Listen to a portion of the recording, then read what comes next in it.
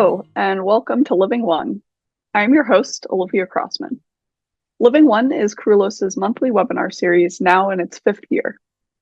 With guest speakers from around the world, we listen in to how people are bringing their ethics, minds, and lives into alignment with nature for earth and animal liberation and revitalization. We ask the question, we know what's wrong, but what does right look like? Most importantly, how do we get from wrong to right? When there's so much to change and heal, where do we begin? What's the first step? What is the path each of us can undertake to make positive, deep, transformative change, not only as individuals, but as a collective whole? What is ours to do? Let's talk about it. This year, Living One hosts and hears from individuals who have forged a range of unique and inspiring paths to help transform and heal Earth, animals, and human society. Join us for another year of rich conversations to learn how, individually and in community, we can take the necessary, concrete, timely steps towards a right world, a world of peace and wellness for all Earth beings. Our guest today is Chris Agnos. Chris is the co-founder of Sustainable Human, a nonprofit organization dedicated to evolving human consciousness through video storytelling. When Chris became aware of the many crises facing humanity, he discovered that there are hidden forces guiding humanity, both individually and collectively. Those forces are stories. Chris realized that the best way to change the world was to help people become aware of their story and the impact it has on their lives. Along with his wife and co-founder of Sustainable Human, Dawn Agnos, Chris has created hundreds of video stories along with themes of economics, the natural world, human development, and trauma. He is currently writing a book entitled The People's Library, which offers a new economic story for humanity. Before we begin, I'd like to take a moment to acknowledge that we are all currently on various different Indigenous lands. I am currently on the ancestral homelands of the Council of the Three Fires, which includes the Ojibwa, Ottawa, and Potawatomi. This land exists also as a place of trade with other Indigenous communities, including the Ho-Chunk, Miami, Menominee, Sauk, and Meskwaki. The Kerulos Center for Nonviolence, located on the homelands of the grizzly bear, takelma, dakubetete, coyote, coho salmon, golden eagle, and gray wolf. Finally, we ask that all of us participate with full respect and attention to each other in the spirit of peace and wisdom that Living One seeks to foster. So without further ado, we welcome Chris Agnos. Thank you so much, Olivia. That's so wonderful. I love the way that you guys are acknowledging all of the different peoples and animals who have come before us, and it's a beautiful sentiment for that. But thank you so much for inviting me to be here. Absolutely. Thank you so much for joining us, Chris. We're really thrilled to have you on. Do you want to get started today by just telling us a little bit about what you cared about as a child? And was this encouraged when you were young? Gosh, when I was a child, I think we're all kind of born into very different circumstances in this world. We have, we're kind of in this economy that we're in this country. We're kind of born into nuclear families, and depending on who your mother and father are, will have a big impact on your experience as a kid and what you're interested in. And this is very different, I think, than how we evolved in tribal societies where you were born to a whole community of people, and therefore had many different influences. So for me, it's hard to talk about what I was interested in without talking about who my parents were, because they had a very formative impact on who I was at the time. So I was actually born to a political family. My father was in politics. He used to be the mayor of San Francisco when I was 10 years old. Until I was 14, he was the mayor of San Francisco. Wow. And as a kid, you're part of the family, whether you want to be or not, the political family. And so you're always exposed to a lot of different situations and scenarios. I remember going to many fundraising events where you'd have very wealthy people around, and they would all look at you and say, "Oh, how's school?" Or whatever they kind of it was kind of phony, it was kind of fake in a way, and that wasn't really a sincere thing. They didn't really care, but they wanted to pretend like they did and things.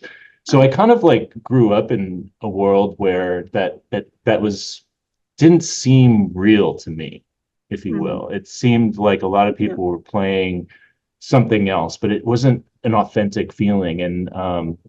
And so, but yet that became normalized to me. And So as a child, actually, I was pretty recluse. My father worked a lot. You know, he was mainly focused on his career, Mhm. um, and um, and therefore, I kind of just would do little things. So I really wasn't involved in like anything remotely close to what I'm care about and am involved in today. That came much later in my life.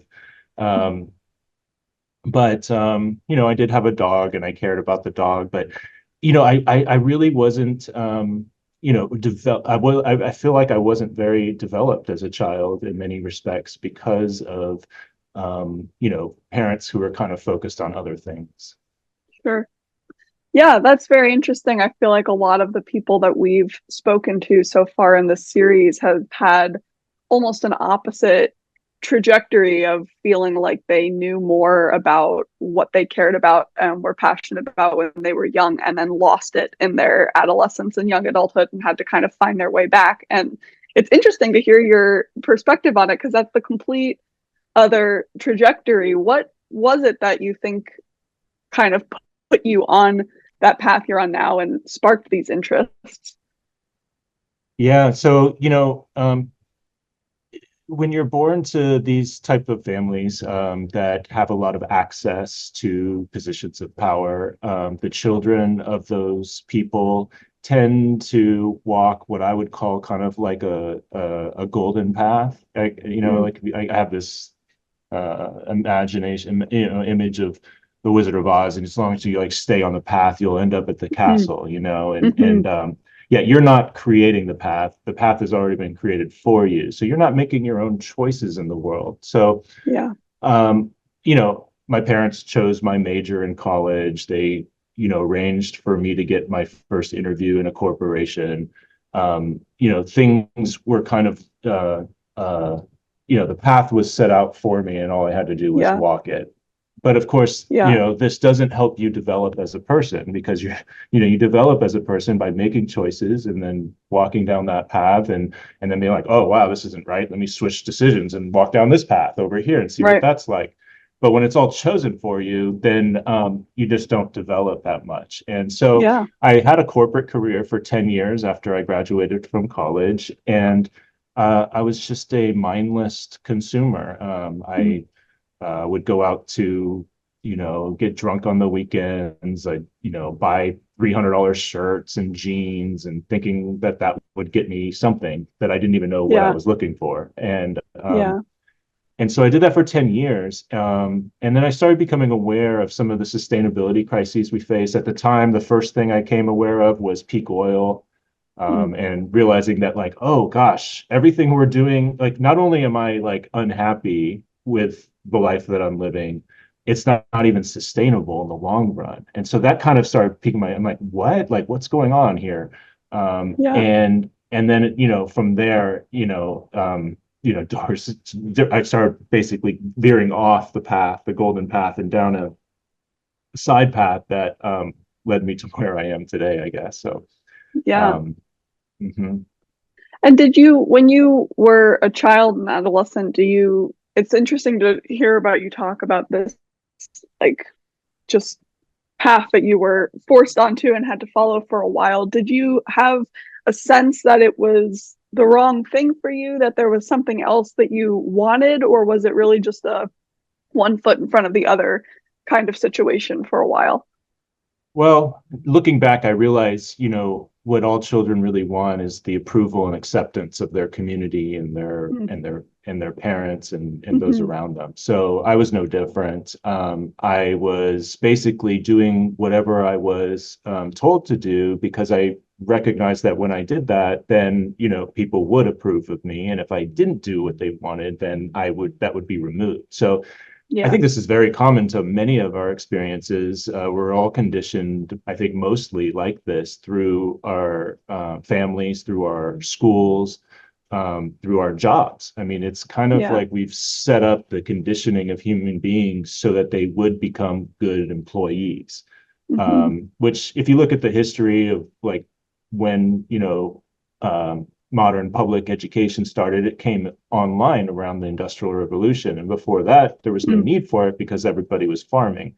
And then, Hmm. but now all of a sudden with the Industrial Revolution, they needed people who could read and write and work in factories and do as they're told and actually work in pretty terrible conditions Yeah. for most of that time. So in order to get people to do that, you had to condition them that way. And that's where I feel like some of these things came in. So I was no different. I was trying to, meet that need for belonging. And Yeah. doing so required me to do as I was told, which meant walking down that golden path. Yeah. Absolutely. And so you mentioned then the learning about the sustainability crisis and everything going on with the environment is something that kind of shifted gears for you to the path you're on now. Do you want to tell us a little bit about where you are now and the sustainable humid? Yeah, sure. I think one key step though that I can't overlook in that awareness process was I read some books from Charles Eisenstein who wrote about the power of stories in our lives Mm, and how the story we believe will radically impact your behavior. And I can give you mm. just a quick example of that, Yeah. which is let's say that you were born, you lived a life and your experience in the world was that nobody really cared about you. Mm, And then, all of a sudden, like your car breaks down in the middle of nowhere and you're out of cell phone range, and then some, good Samaritan stops by and helps you to fix that situation. Well, now I've had an experience that shows, oh, here's a caring person, but yet I've never experienced that before. So before, my story of humanity was that everybody's in it for themselves and nobody cares about anybody else. yeah. And so I would act the same way, or one woman could act the same way. Hmm. And then you experience this kindness from a complete stranger, and then all of a sudden, that's a new experience that doesn't fit inside that story that you had about what humanity was. And so now that story has to change because it Yeah. no longer fits our experience, right? Yeah. So for me, I recognize, gosh, if in my story, certainly it changed. Like I went from being a big consumer and buying all these things and clothes and whatnot, and now I just wear gym shorts and like t-shirts all the time, and I'm just like totally the opposite. So my story changed too.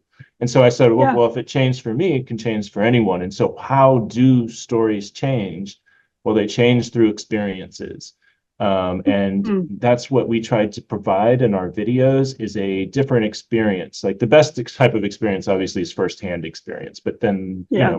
after that, we watch movies. Sometimes a movie can change us because it's a story that is like something that inspires us or something like that. And so that's where I jumped. That's where I kind of ran with that with Yeah. my wife Dawn. We founded Sustainable Human and started telling these stories. And we've been doing that now for about a decade, Mm, and helping other organizations as well tell their stories. yeah. So that's kind of how we got involved with that. That's great. That's so powerful. And I know when we everything that you've said about the stories and changing the stories, it makes me think of the life resume that you have on your website for Sustainable Human, which I saw when we were reaching out to you and inviting you to come on. And that just what you say about that on the website, as far as like everything that makes up a person more than just like the jobs you hold and whatnot. And when you were just speaking about the stories that you tell and then the experiences that start changing the way you tell a story, was there anything pivotal in your path, certain stories or certain experiences that really didn't mesh with the story you had been telling yourself, Mm. that you might want to share with us? I mean, the biggest thing that changed for me was meeting my wife. Mm, She operated from a different um, um, place inside. She's I think what many people would call an empath, somebody who um, is always, feeling the feelings of other beings, humans, in animals, and everything. So she just had a very different orientation towards the world than I had, or my parents had, or anybody in my past had. And Yeah. so I was at a time where I remember watching a movie, I think it was called I Am by Tom Shadyac. It was just a movie that really kind of talked about our history in tribal cultures and how we become very individualistic and the impacts of Yeah. that. And that very much resonated at the time. And I remember I had just met Dawn on Facebook. We hadn't even spoken, and I called her out of the blue after watching that movie because she was the only person in my life who I felt like I could talk to about the subject matter Mm. in that movie. Yeah. And anyway, that just started a long conversation where we talked every night for many months, and her just being in her presence Mm. um really, like, I felt like this energy that I had never felt before. I remember she was a healer for a while, so she was doing healing people through massage therapy and Mm. neuromuscular therapy, and doing amazing healing work there. And I remember when I Yeah. first saw her and was in her presence, I felt this feeling of like, oh my God, there's more to the world than I knew about. Or that I had any idea, and I couldn't explain it. So I had this draw was to her because, and I remember, I was still very much in my kind of ego and everything, and still very irritable when things wouldn't, go according to plan and things like that. And I Sure. remember early on in our relationship, we, um, got in a fight over something completely stupid that was totally as a result of this ego. And I remember walking out of the room like angry, and I wanted to leave, and just be like, whatever, I don't need this, the way your ego can talk to you and all this Sure. stuff. But I remember hitting the elevator button, elevator door opening, and my body wouldn't walk in the elevator. Like, it Mm. just wouldn't move. So there was some other force inside of me preventing me from doing what my ego wanted to do, which had never Yeah. happened before.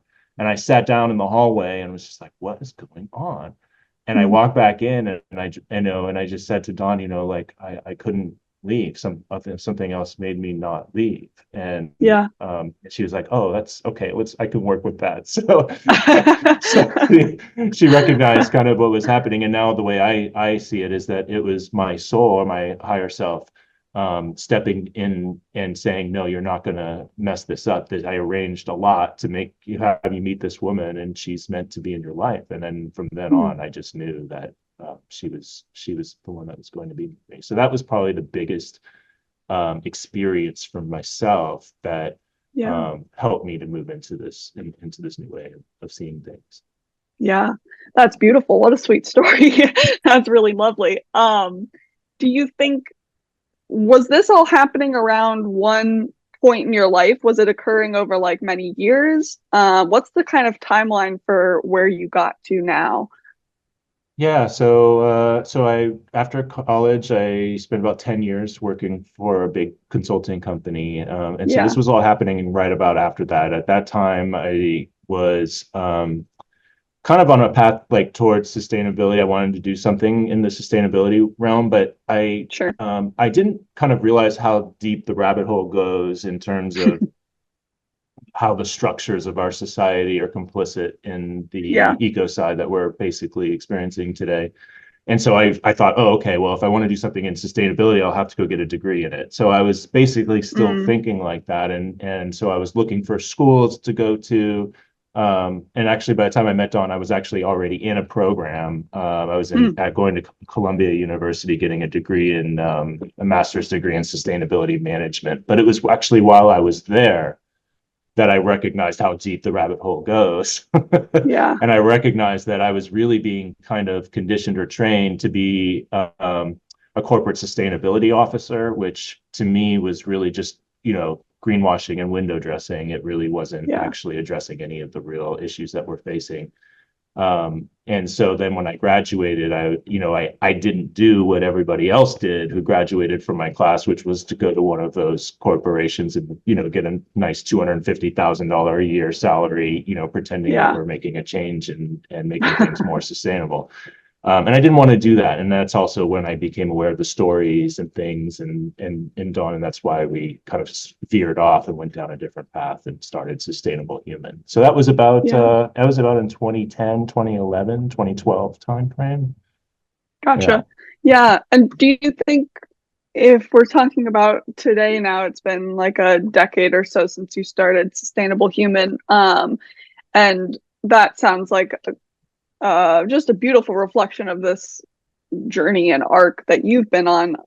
Do you think the rest of your life outside of work, and I know, I mean, at this point, people don't even necessarily make distinction between like work and the rest of life. Everything kind of blends together. But do you think this arc and journey is reflected in other details of your life, your wife and your work? Where else are you seeing it today? Well, one thing that just came to mind when you were talking about that was when I was in the corporate world. I think working in the corporate world is very dull. It's you're just kind of going through the same motions all the time, and so I think when you work there, I noticed this in myself and also in some of my friends who are still there, is that one of the things you seek is excitement.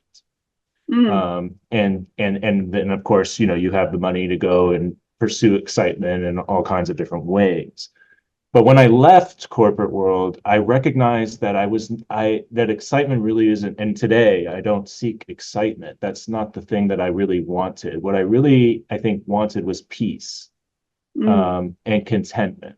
And um, and peace and contentment when you're in the corporate world feels kind of dull. mm.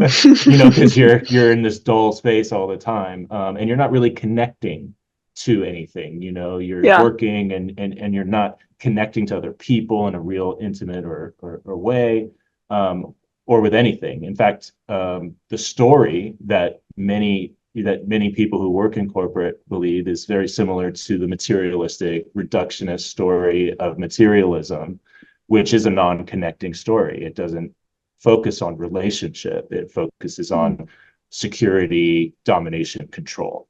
Yeah. And um,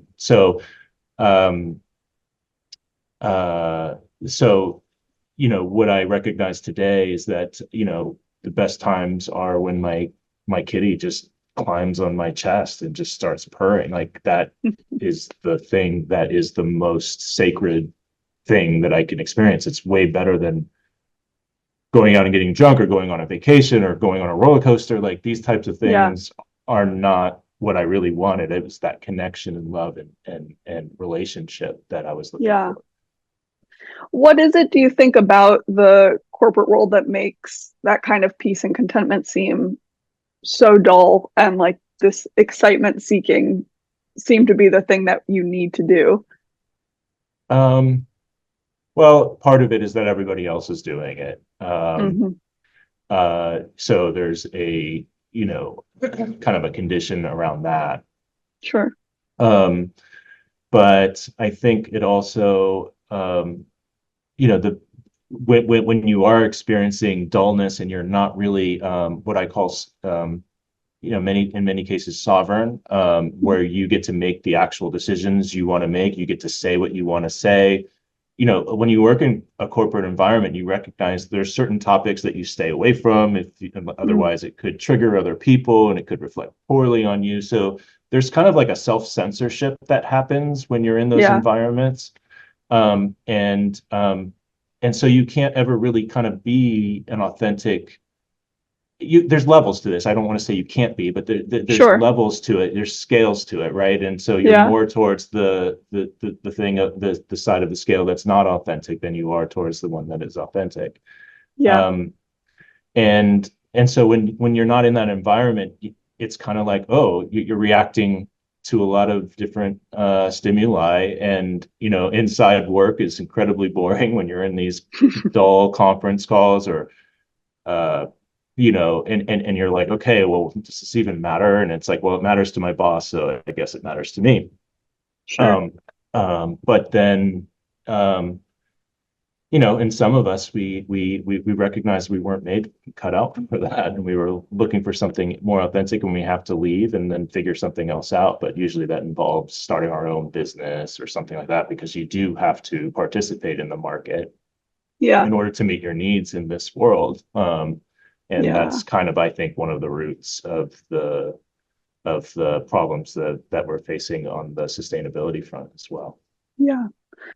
No, absolutely. Is this the kind of thing? Do you want to tell us a little bit about your book that's coming out? This sounds like maybe the kind of thing that you're exploring in that, and the title is just so captivating. Sure. Yeah, the book. So, I think the conclusion that I've come to, if I want to kind of drill down on, you can take any issue. You could take any issue that you care about, and recognize that the drivers of that issue are related to market economics. And I used to talk about capitalism a lot and think that that was the issue, but then I started to become aware that actually communism and socialism are also market economies. Mm, They the difference between them is who owns the means of production. And in capitalism, it's owned by private individuals, and in communism or socialism, some forms it's owned by the government, others are more owned by the workers themselves. But at the end of the day, in both systems, you're still working for money and then taking that money and buying things in a market. And then you own the things that you buy, they become your possessions, mm, for you to use and no one else, unless you allow them to. Um, and so I recognized that there's some principles of this of markets themselves, and basically we've been living in a world that has been expanding markets, for hundreds of years. If you go back 100, 200 years, there were no insurance companies.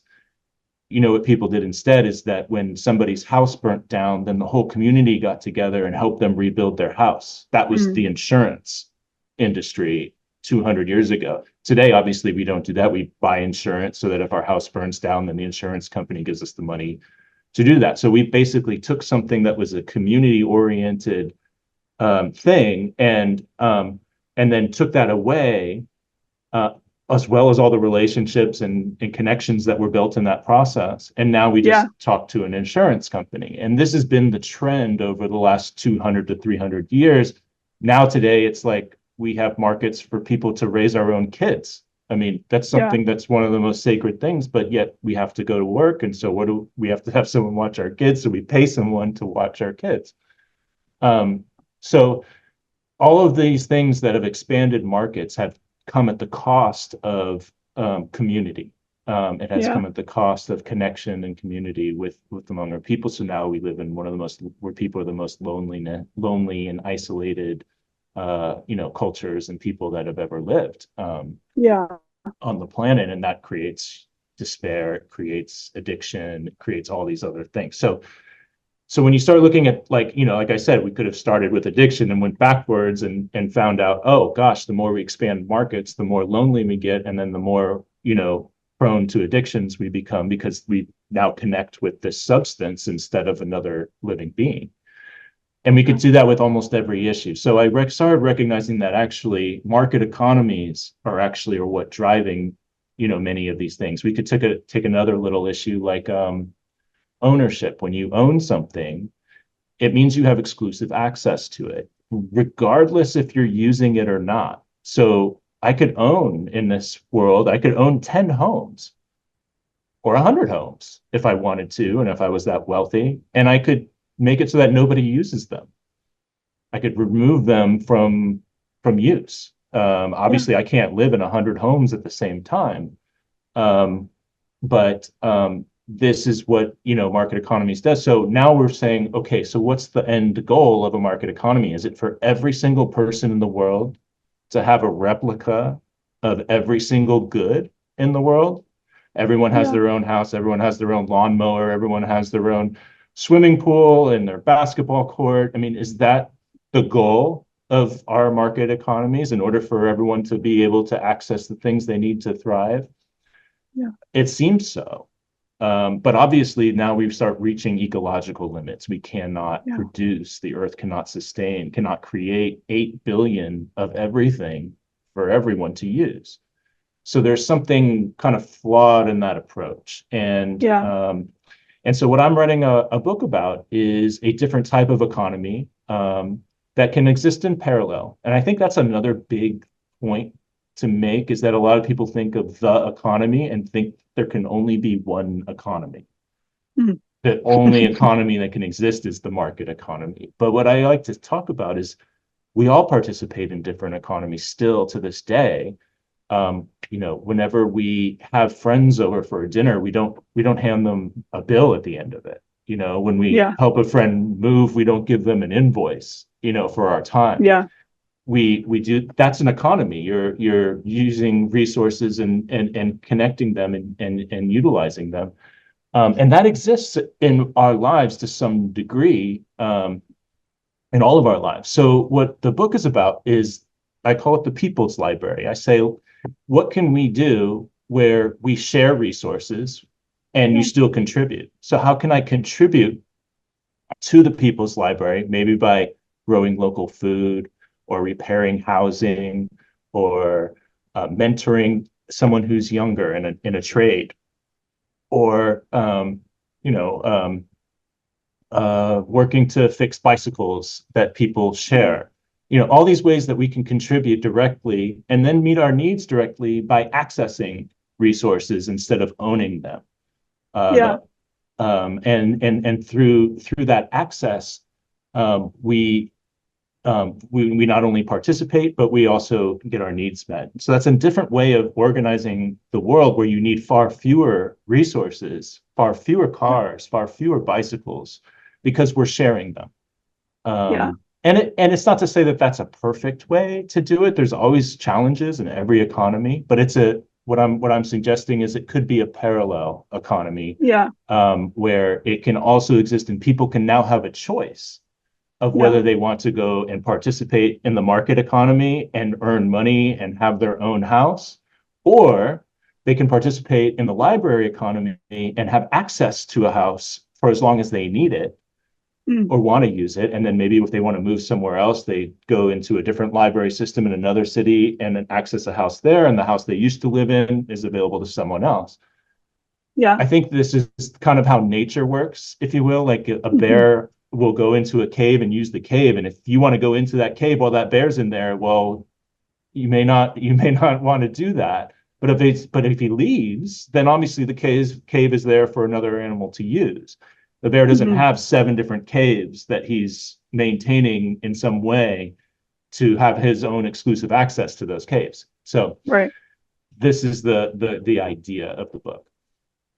That's so fascinating, and it does make me think a lot about nature and how animals work, and that's something we talk about here a lot with Gay's recent book, The Evolved Nest. Is she can describe it better than me, I'm sure, but it's just a view on how nature and animals are raised children in connected community and in a nested environment, and how humans have evolved and began to stray from that, and just the chaos basically that has come from our inability to raise children in a nested environment now. And that just made me think so much of what you were talking about in the beginning of this conversation too, about being raised, when you're talking about what you cared about as a child and who you were. And it's like, you can't even talk about those things right now without talking about who you were raised by, because it's the nuclear family is just such a pivotal, has such a pivotal impact, instead of having this experience of being raised and influenced by a whole community of people. And everything you were just saying about the kind of collapse of community now. And I thought that what you said about the insurance agencies was so fascinating. It's like, of course, before people would just band together and help one another. Do you think that reinforcing community in our lives and in our culture would be a path towards the People's Library or something that comes out of it, or maybe both, if that makes sense. Yeah, a lot of people talk about community as if it's something that you can just create. But it doesn't really work like that. You can't, you have to, there's a key component of community, which is actually having to need each other. Mm, And when we have all of our needs taken care of by a market or with money, if we have a lot of money and we can spend it and we can just, buy whatever we need, the truth is you don't need anyone else. They can mm, be, you can have friends and you can enjoy their company. But if if you're a Democrat and they say they like Trump, then all of a sudden you can easily just say, don't need you anymore and cross them off the list, they yeah. don't come to the Christmas party anymore. Um, so, a lot of things can get in the way and divide us when we don't really need each other. Yeah. So when we talk about community that might come out of a people's library, well, actually, in the people's library, nobody can create a people's library on their own. It's something Mm, we would all need to do together. And now I actually need you in order to do the thing that we both want to do. yeah. And you'll find in your life the best friends that you make are usually made when you have some common interest and you need each other in order to facilitate that interest. If you are rescuing animals and you find others and now you're working together to accomplish this goal, you'll find that you have a much stronger bond with that person than someone where you don't have anything necessarily in common with each other that you're trying to do together. Yeah. No, that makes sense. That makes a lot of sense. Going back to your current like work, I think one of my favorite thing about this current Living One series has just been having these kinds of conversations and hearing people's stories and worldviews. Are there any particular people or community that you've been involved with in the sustainable human and telling their stories that were particularly impactful in this arc for you or that you want to share about here today? Um, all yeah, I mean it's hard to say. There's been so many. With Sustainable Human, we've been basically taking talks and from many different people and then turning them into video stories. Yeah. So there's so many, and I mean one of them sitting right here in the room, so I can't. um, we just got done last year working on a video for base for her book, The Evolved Mhm. Nest, and that was one of the most rewarding projects to work on because I just personally love all of the nature videos the best. I feel like, we had that was the one we made one video actually called How Wolves Change Rivers, which Mm, uh, it's been seen 45 million times on YouTube or something wow. like that. And so that kind of actually is was kind of like the thing that was like, oh, okay, people are interested in stories. And some people in the wolf conservation industry have said that this video has done more to change people's hearts and minds around wolves than anything that they've done. Yeah. This is what some people have told me. Who are in that space. So those are the most rewarding things is when you recognize that, oh, okay, great, I made something that actually shifted the way that people see wolves and now don't look at them as pests, but as something that is valuable to all of our lives. Yeah. Absolutely. And that's so important. And I think that's a great, I mean, having people see these things and feel emotionally, not things being wolves, things being stories, to see these people's stories and feel impacted by them, whether it's the story of a wolf from a wolf community or another person. It's like that is such a powerful way to create change within each other and the world. Do you see what would you see as the kind of the other side, the barriers to this kind of change that you're talking about in the world? Yeah, the barriers to change. I would say that there's a very powerful old story that still exists and that many people are still subscribed to. It's the same one that I subscribed to when I was in my 20s, this Yeah. materialistic, reductionistic story. Um, so there's, and markets facilitate that story. They're the economic parallel to that story of who we are. Yeah. And so, I think that story has less and less a grip on some of us. It certainly has a full grip on some people still, but we're I feel like there is a shift that's Yeah. happening towards somewhere else, Mhm. and so I guess the thing that I always tell people is, our stories can be our most prized possessions when we're not aware of them, because we Mm. mistake our story for reality. It's just the way the world works. And then we become attached to that story because it helps us function in the world. It helps us to go to work and, to do whatever we do. Yeah. And it allows us to do those things. Um, and so what changes stories is experiences. And so we're living in a story where everybody's competing and in it for themselves. At least that's what we're told. And so what kind of things break that story? It's when you offer an experience to somebody else that doesn't fit that story. So we can be story disruptors Mm. in our lives with everything that we do if we are consciously paying attention to what story we're inhabiting, Yeah. and inhabit a story that offers people that experience that says, oh yeah, the world isn't just a bunch of competing individuals. There's other people who care, and now that gives me an opportunity to care too. Yeah. um, and so I think that's the something that's within all of our power every day and every moment, and how we show up in the world. um, and we can actually make change. We may not see it or know how it was affected, but those things do matter, and they do stay with people a long time Yeah. sometimes. Absolutely. Absolutely. That's so beautiful. And before we wrap up our we ask at Living One, like, what does right look like? And Yeah. so people can envision this and move towards it, take the concrete steps that everybody is kind of yearning for. What do you see when you see a right world? What could you tell us about that vision for yourself?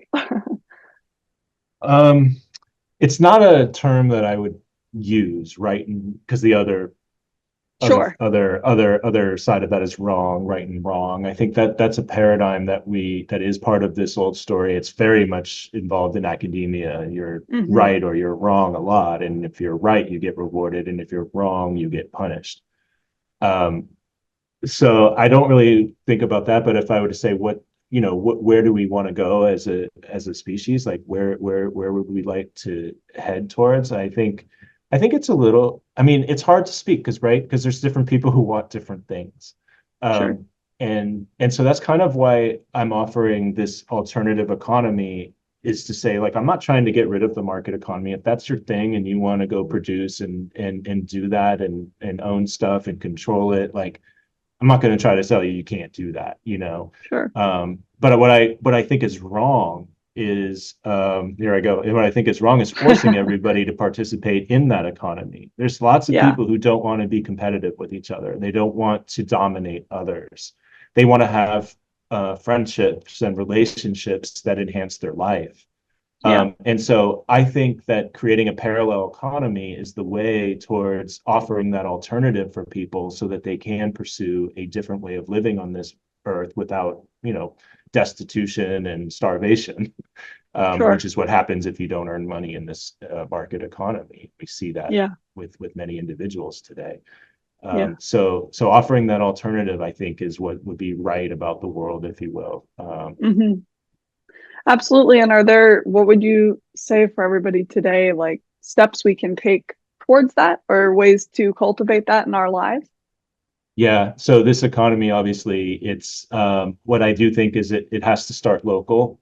So I think what you can do is find, this is why I'm writing a book and we'll be creating a lot of content around this channel, around this idea, to, help people to see a different way forward. But in terms of bringing it about, I think it's got to start locally, and I think it's going to start with the youth, because really the youth don't really have as many opportunities in the market economy, like the opportunity to buy your own house. It's before you could go and get a job as a teacher and buy a house and raise a family, and that's just not available to the youth today. Yeah, So they're very much looking at the world like, no, this doesn't work. So what I'm hoping to do is inspire Gen Z to think differently, and to work together and to join in communities, local communities, to start these people's libraries, yeah, and find a way for people to participate in them in exchange for access to meeting their needs, goods that meet their yeah, needs. So that includes housing. So basically, before we all have libraries that we all know. We go there and we check out books. But all this sure. is like, instead of going to the library, check out a book, we check out a house, we check out a bicycle, we check out clothes, we check out Yeah, different things that we need, and then when we're done using them, we give them back, and other people can use them. So it's it's yeah, it's just a different model, and not one that I want to force on the whole world, the sure. way that capitalism or market economies have been forced on the whole world today. Yeah, But just to create that alternative. yeah. Beautiful. That's wonderful, Chris. Thank you so much for sharing all this with us and telling us so much about your worldview and sharing your wisdom. It's been incredible to chat with you. Thank you so much for having me. It's been great. Absolutely. And if anybody has any questions or comments that they'd like to share, please go right ahead. I will. Yes. Jump in right away. Chris, I have as usual, there's like a jillion things, but what would you say that the library economy would have intrinsically that would not create a story that is sort of this fossilizing story or this sort of rigid story that we are somewhat dominated by right now? Because you talked about authenticity. So, is there something intrinsic to the library economy that fosters authenticity of an individual? I'm not trying to say individualizing, but of the individual that keeps the story dynamic and authentic. Yeah, let's for a moment imagine what it might be like living in a world where there were local people's libraries all over the world. Let's just imagine that every zip code had its own people's library. Well, first of all, these would all be different. The housing that would exist in Colorado would look different than the housing that's in Florida. The food that is offered there would be different than the food in different places. So they'd be very unique and authentic places that you would go and experience those cultures. There'd be things that were happening in different places in these different people's libraries all over the world that would just be amazing. And now we can share them around the world with the internet, and people can see them, and they can be like, oh my gosh, they're doing horse rehabilitation in Kansas, and I just want to be a part of that. That feels very connecting to me. So I think I'm going to move to Kansas, and I can do that because I can join the People's Library there, because everybody can join the People's Library, and I can contribute. And so I can contribute in a number of different ways, and maybe there's an opportunity for someone to teach me and to mentor me in that. So I see kind of like an opportunity for a lot of mentorship, and apprenticeship, and people really just being able to pursue their passions. They ask kids this all the time when they're young: what do you want to be when you grow up? And a lot of them come up with ideas that the market has no use for. The market is just not interested in. And so then they resign themselves to doing something else that they never really wanted to do, just so they could have maybe the hobby or the dream of doing something that they really cared about doing. Um, And so in this way, and having all of this variety and uniqueness, right now in our world, you go to one small town, it looks very similar to the others. You got the same Walmart there as you have in the other one. It's with the same stuff being sold there all around the world. It's all the same. Well, I think the People's Library will help people become authentic by giving them an authentic place to create what they really want to create in the world. And so I guess I don't know if that answers the question, but that was my try. Yeah. I mean, it's just this notion of having a dynamic, you know what I mean, what you're saying. And then I'll keep quiet after this, but how do you see non-humans co-participating? And I would also, this is sort of, obviously my orientation. How do you see them as thought leaders, as ethical exemplars in terms of informing the People's Library economy?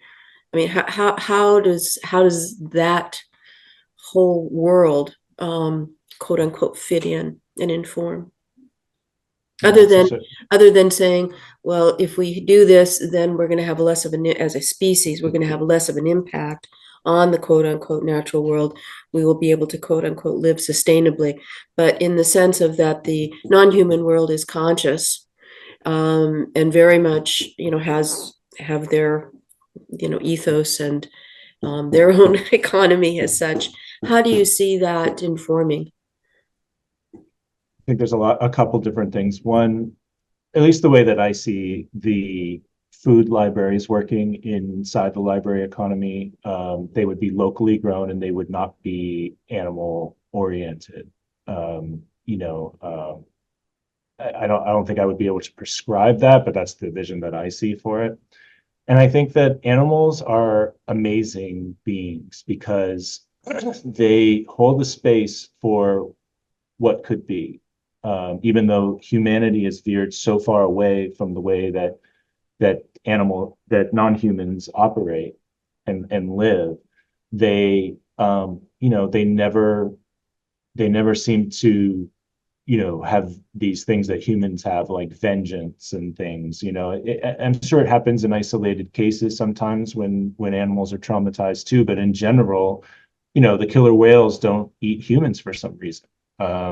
They eat seals, they eat other things around our size, but they don't eat humans. And why is that?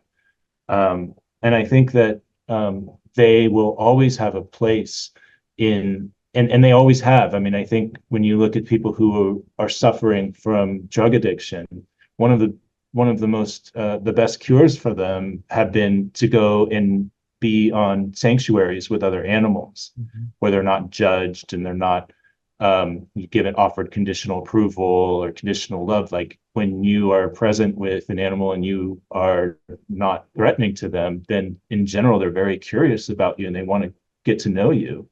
And that interaction can change stories in people, right? Because I think in our current world, there's a story of non-humans as being inferior, not as intelligent, and there for our domination. But when we let go of that, and I think there would be plenty of places where people need to heal from many years living in this market story, and I think non-humans are going to play an incredible role in that healing and in that reorientation towards relationship with the natural world. Could just sort of as a segue, and you mentioned the bear, and do you envision that, for example, like right now, if a bear walks into a human habitation, in other words, is even within visual contact, that bear is considered a problem and shot or translocated, and that's usually that doesn't have very good consequences for that individual. Do you see that the People's Library would include a bear coming into, saying I'm hungry, because that's where they're for the most part they're coming in because they don't have a home, because people have taken it away, humans have taken it away. Then they also have shortage of food. There is the trauma component. Do you see that as a non-ludicrous kind of scenario where a bear comes in and you go, okay, here's the fridge, or, I mean, in some way where the animals are actually perhaps in a phase of quote unquote recovery and reequilibration with, humanity's reequilibration with quote unquote nature. Do you see that kind of porosity across species evolving? I hope so. I certainly would be in favor of it. I think it would be very interesting to visit a library community that was very connected to the wildlife in that local environment, where the way of operating is to connect with the non-human animals there. And I really think that in that situation, I mean, you kind of see this in a way in some places already. Like I was watching something in Istanbul, and in Istanbul they have an incredible number of street alley cats um, that just live there. And they come and go, and they go into people's houses, and sometimes they feed them, and then they leave again, and they're having this whole experience that's connected but not controlled by the people that live there, and people love it. They're just like, just to be sitting down on a bench in the park and to have a stray cat come up to you and connect with you for a minute. There's something amazing when you're in the presence of non-human animals, because one of the things that they do is they're very sincere, and that's something that in our marketer world, we're marketing and all the lies that have been told, and that we almost, we don't even want to answer our phones anymore unless we know who's calling us, because we know it's going to be something that's not going to be in our best interest. And so, I think animals offer us that ability to reconnect on a sincere level, where there's nobody, trying to manipulate you. There's a lot of manipulation in the human world, and that makes us non-trusting. But animals have an amazing way of kind of transcending that. And I do think that one of the things that the library economy will do is dramatically reduce the amount of resources that humans need to take from nature, and may open up a lot of space to be rewilded, so that animals do have a home again, because we are taking their home. I have a question. Do you think that everything is so oriented toward anthropocentric as a central view, which is unrealistic when you look at ecological and biological systems?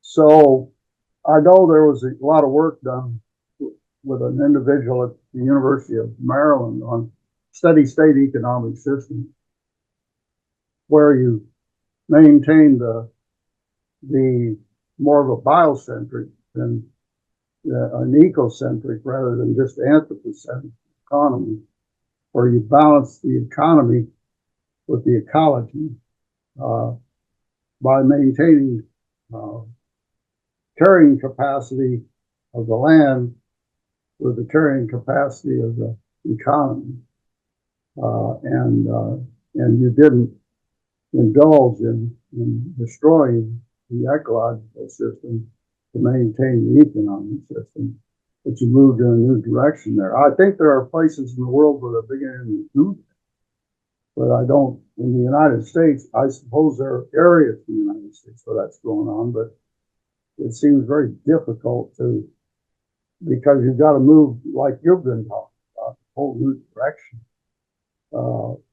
But I think that this restoration ecology, I think, is a big deal now. And I think that's a solution to climate change, is to restore the damage we've done, to bring the carbon levels down, not to geoengineer, try to geoengineer a system that maintains the problems that we have. I don't think you go into electrics, it has just as many problems as the old way did. You got to almost get away from that system in order to deal with things like climate change. But I think steady state economic systems could be installed and might work along with what you're trying to do. I don't know. Yeah, when we talk about what is steady state, I think what we're talking about is an economy that's not predicated on growth Yes, anymore, yeah, right? yeah. Get Right. away. In fact, there might be degrowth in some. The way that markets work is growth is inherently connected to them, in a way that, if I have a business, my goal is to sell more business than I did last year. In fact, that's the way that you get investment capital. People invest in the businesses that produce the most profit. Stock market is this way. If they don't make as much profit, then their shares go down and they get less money invested in those companies. Mhm.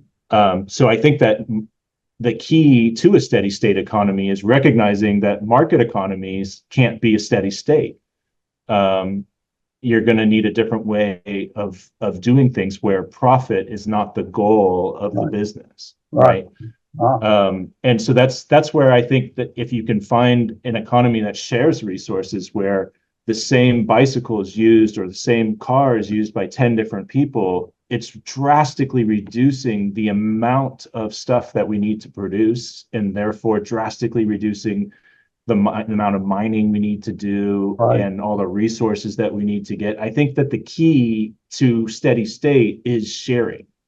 Um, Sharing the resources when we're not, because right now I mean, most people have their own car and it just sits there for the majority of the day when you're not driving it. Nobody else gets to drive it. So you've just got all those resources that went into producing something that just isn't fully utilized. And then, of course, you've got things like planned obsolescence, where companies actually create inferior products so that they will be thrown away, so that you do have to replace them. Like, we don't have to design products that way, but markets will design products that way because they figured this out. I think it was in the 70s. They said they started producing washing machines, and then everyone had one.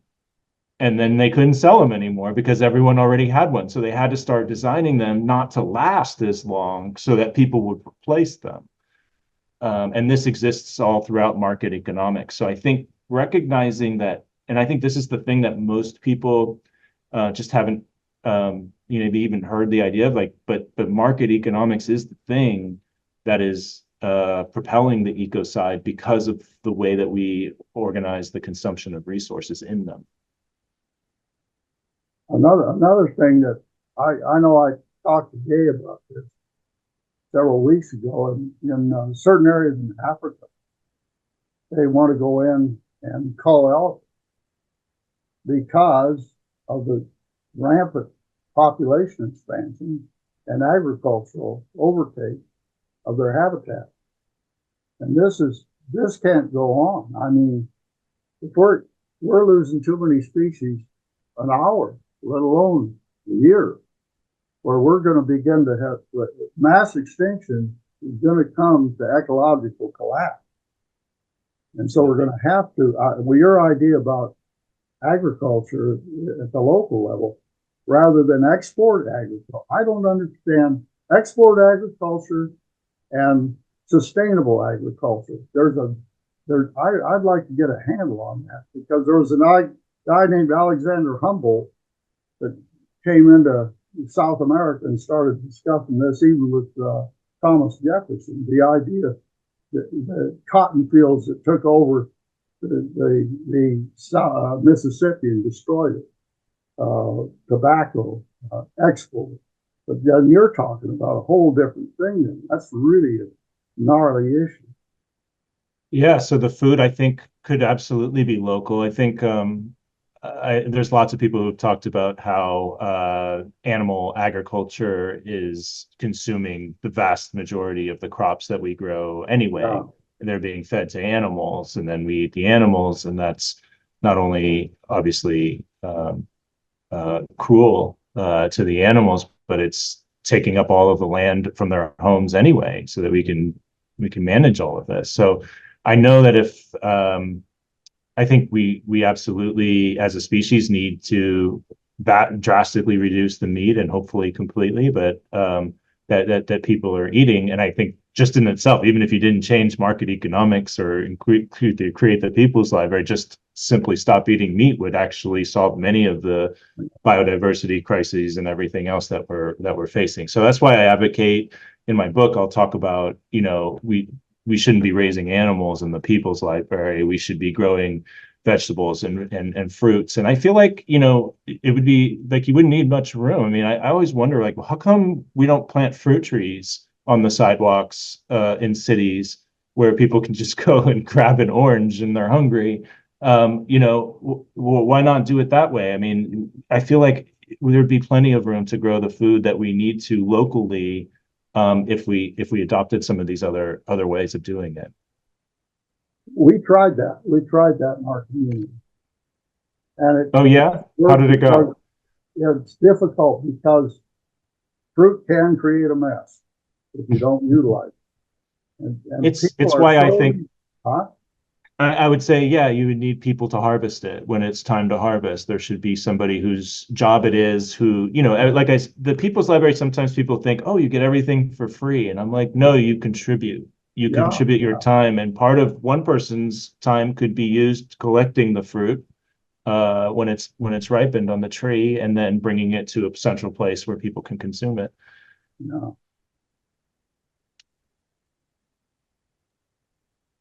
Well, I have a less intellectual question, and that is, I'm the daughter of a librarian, and so I am really, really curious as to the name of the book being The People's Library and the intention, because you're intentional in what you're doing. So obviously you're about stories and books and stories, and I agree with everything you said about the stories we tell, and we need to change those stories. But I presume, I'm curious about, there's more intention about the use of the word library. Care to explain or expand on that? Yeah, I used it because a library already exists. Everybody knows what a library is. If I came up with some new term for this economy that I needed to explain, it would be a lot harder for people to get it. So libraries have existed. I kind of have a little joke that I would say, if libraries didn't exist, then the capitalists would think it's a socialist plot to take over the world, but libraries have existed for a long, long time. The idea of sharing resources, goes back before markets played such a vast role in our lives. And people have a positive view of libraries. I don't think anybody's out there saying libraries shouldn't exist. So there's something natural about a library and people's receptivity towards it, and the idea of sharing resources with each other. It just feels like it's not like, of course we would do that. Why wouldn't we do that? And the idea of the People's Library is, I really want this to be a bottom-up movement. I don't think it's something where a government's going to come in and create these libraries for us. I don't think they would work out well. I think it needs to be from the bottom up. So that's why I call it the People's Library, because it's something that the people themselves would organize and experiment with different forms of governance, perhaps. There's lots of different forms of governance, sociocracy and things that are on the sidelines, consent-based decision-making. And I think there's a lot of ways for people to experiment with different ways of organizing and governing governing the commons. It's another, I could have called it the commons economy, because it is kind of about creating a commons again, where people can access the commons and get their needs met. But yeah, I went with the People's Library. I think the other thing that I get from that on a different level is I understand corporate America. I've worked in many aspects at different levels, but my point in that is, you're absolutely correct, right? Children aren't taught they're successful unless they have money, power, and status. Right. So that's all that corporate America is: achieve money, power, and status, boss people around, make more money, whatever. Right. And it is a very unfulfilling proposition for a lot of people, but a lot of people don't get off that. And you said something about what you were just looking for was peace and, my words, peace and quiet. Right. Well, that's a library. So I find that on another level, you are definitely tying into that other meaning in it. Right. Because it's meditative. Like the minute you walk into a library, there's like this, it's just, there's an essence, there's an environment, there's a feeling, it's something more than just a place where books and newspapers and magazines are housed, and the stories and the people that wrote them. And so I guess on a subconscious level, what I also feel that connects into is that place of restorative peace, quiet, a moment of pause, of reflection, that we all do, and you can get lost. It's the place of possibilities. It's the place of hope. It's the place of a new world. It's all of these other things that to me are embedded in you and what you're doing. So in that sense, it seems kind of a logical title. Thank you. Yeah, I appreciate that. Beautiful. Thank you for your question, Jenny and Gay and Mike, everybody. It's been so wonderful to be with everyone here today. If there's not any last thoughts anyone would like to add, we can wrap up. But if there's any other thoughts anyone would like to share before that. I want to ask you about something. How are we going to deal with this next election as the United States of America? To step away, I don't know what's going to happen, but it could be disastrous I don't know how to, I'm worried about my own nonprofit but I don't know how we're going to deal with this if the wrong person gets that power structure. I don't know. As people, as human beings, the land, the animals, national parks, the national forests, the waterways, it could dismantle everything we've worked for the last 200 years. I'll give you my view on that. I think that I don't think it matters, and I know this is going to be controversial and people will disagree, but I think both parties are capitalist, market-driven parties. Okay. Yeah. And they're both trying to grow the economy. This is how they measure success, regardless of if it's a Democrat or a Republican. If they can increase GDP, then that is the goal of everything. So I don't think much is going to change course regardless of who wins this election. I think the course is set in that regard.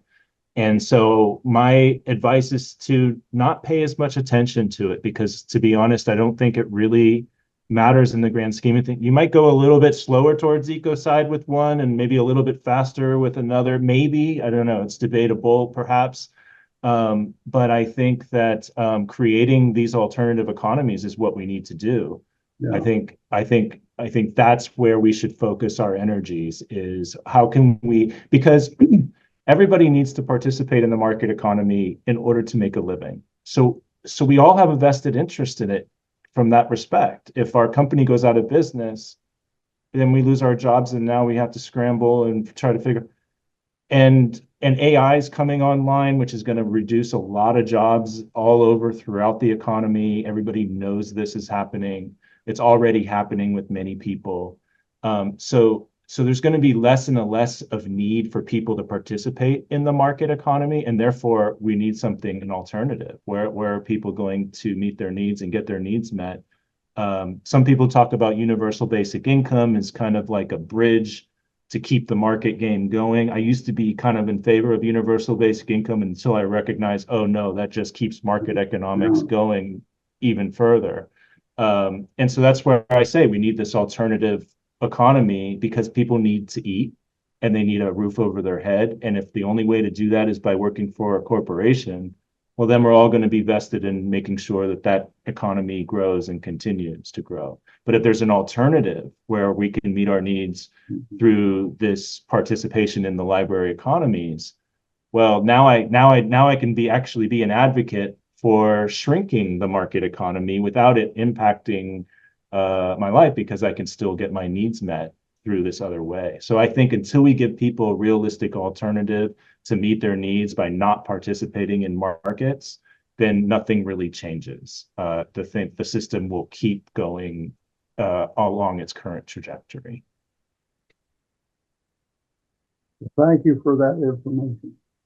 You're welcome. Chris, isn't your library economy really redefining what need means? It seems, that a central driver, as you describe it, or the drivers of this market economy, et cetera, are people, are humans that don't need food. I mean, in other words, the people who need the food are not the drivers of the whole thing. They're the ones that don't have any food. And so in a sense, it's like redefining what need really is, right? I mean, like you're saying, you don't need to have 5 houses. You don't need to have 3 bicycles. You don't need to have, 50 different kinds of cereals to choose from. And I think that's, what has emerged is sort of this notion of what is real, what is need. And of course, that's very asymmetric, right? I mean, in other words, it's very weighted to people who say, well, I need 5 houses. It's not weighted toward individuals who need basic food and shelter. Mhm. So you're redefining, either directly or indirectly, what need constitutes. I don't know that we get to define I mean, the way I really see needs are the things that your body compels you to need. Like when your stomach gets hungry, you need to put something in it. That's a need. I think a lot of the other things in our market economies, because we've transcended so much, we've gone way past just needs. I think that's how it kind of started. In the beginning, when you first created a market economy, you were primarily dealing with the things that people needed. And at that time, if you go back a couple hundred years, 95% of the population of America were farmers. So we used 95% of the population grew the food for 100%. Today, it's less than 2% of the population that's growing the food for 100%. So what does everybody else do? Well, they have to come up with something. And so we've got every service and every product you can possibly imagine being created now, because that's what people have to do in order to survive in a market economy. So I think if we had an alternative like the People's Library, there'd be a lot fewer people trying to figure out, what am I going to sell to the next guy? I don't have to do that anymore. I can actually work together with the next guy to actually create these people's libraries, and not only meet my physical needs, but also my needs for belonging and connection and camaraderie and all of these things that will come as a byproduct of participation in the people's libraries. Thank you so much, Chris, and everybody for your questions and comments. It's been amazing to spend this time together today, and thank you for everything that you shared, Chris. I've really learned so much, and I'm sure everyone has. Thank you so much for having me. It's been a real pleasure. Absolutely. And we will have more information soon about our next gathering for Living One. But until then, if you enjoy Living One and feel called to support Kerulos, Living One, and all of our sanctuary residents, please consider donating at the link on our website, kerulos.org. And thank you again, everybody, for being here. Thank you, Chris. It was great to be with everyone today. Have a good one. Goodbye. See you next time.